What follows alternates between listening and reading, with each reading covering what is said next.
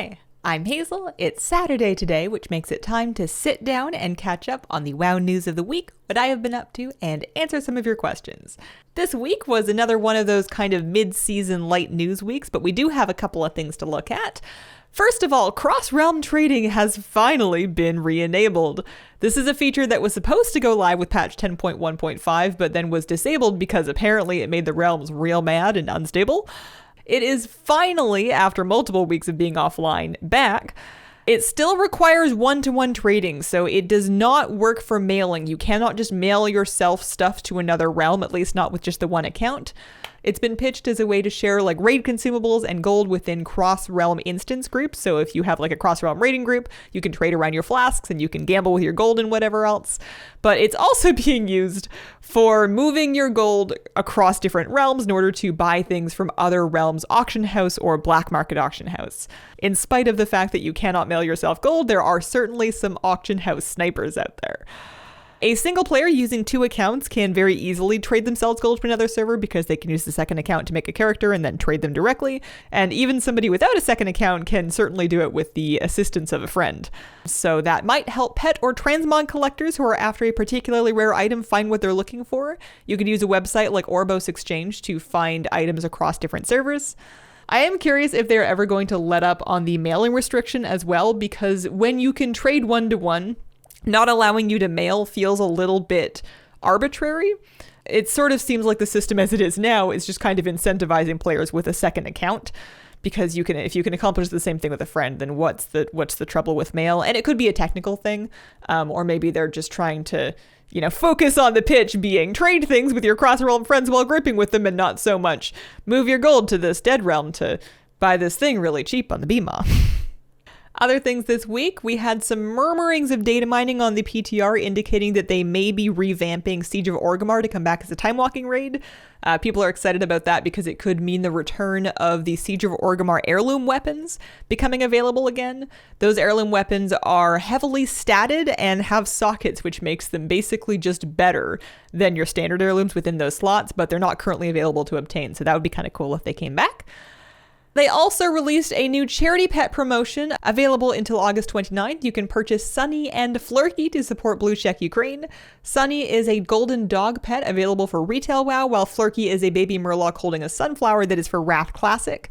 There's also a new Twitch Prime promotion offering the silver pig pet that is available until August the 24th. This pet is not brand new. This was originally available as a Chinese New Year promotion on Chinese servers only in like 2007 and 2008. And then they later brought it back as a recruiter friend promotion in Miss Pandaria. And then it's been gone again. And now it's back as a Twitch Prime reward for this month. Between the trading post and Twitch rewards making a lot of these like old kind of niche items available again, I have some hope for a lot of the pets that I had written off as unobtainable forever. It's kind of nice.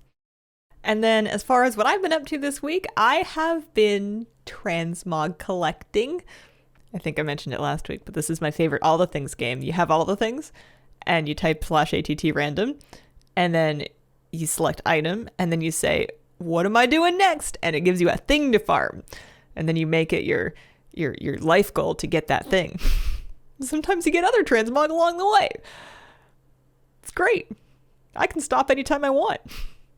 And questions for this week, Toasted wants to know, if you could add a support spec to a current class, which class would you choose and what's your idea for it? So my first initial gut instinct for this question was Shaman. And the idea for the spec is kind of like a very totem-based, almost turrety style support spec where you might have totems that buff players in proximity. You might have totems that you can...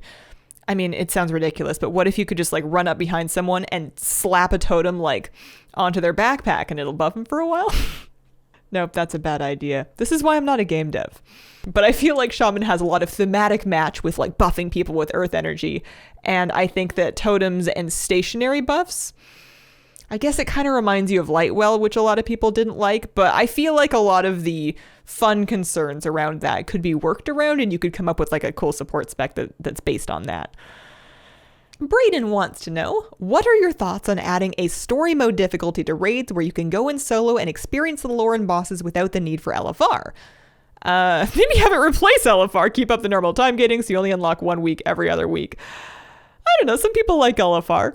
I think that lots of people would like having like basically a solo tourist mode for the raids when they're current, like you're saying, so they can see the story.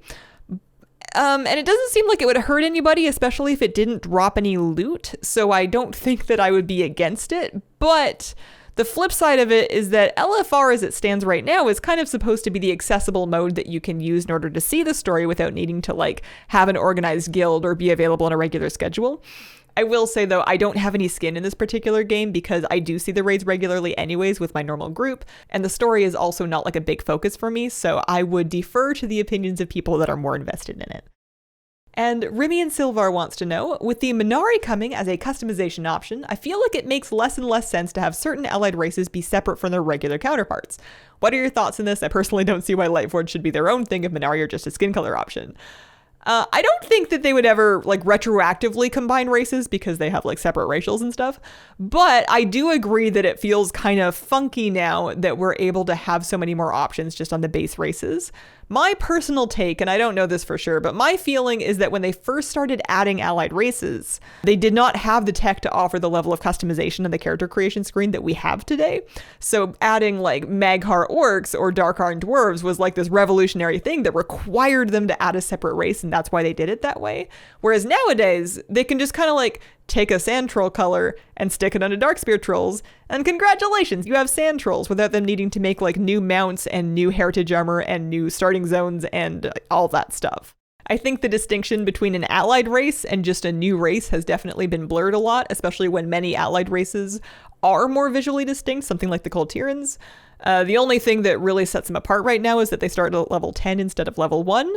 And I think that if you asked a new player to kind of look at the character creation screen and guess why those distinctions were in place, it would be kind of hard to figure out. It doesn't make as much sense anymore. However, I do think that the place that we're at now is a good thing because it seems like they are very flexible and easy about adding more customization options whenever they have ones that look good that they feel like make enough sense to give us. And I'm always excited about more character customization. So I'm okay if it makes the rules a little bit murky as long as I get to, play more dress up. And that is all I have for this week. Thank you very much for watching. If you have questions for any of this video, please pop them in the comments of the most recent one and include the word question to help me find it. Come stop by a stream sometime if you're interested in Twitch content. I do that as well. And I hope you guys have a wonderful, wonderful day. Bye.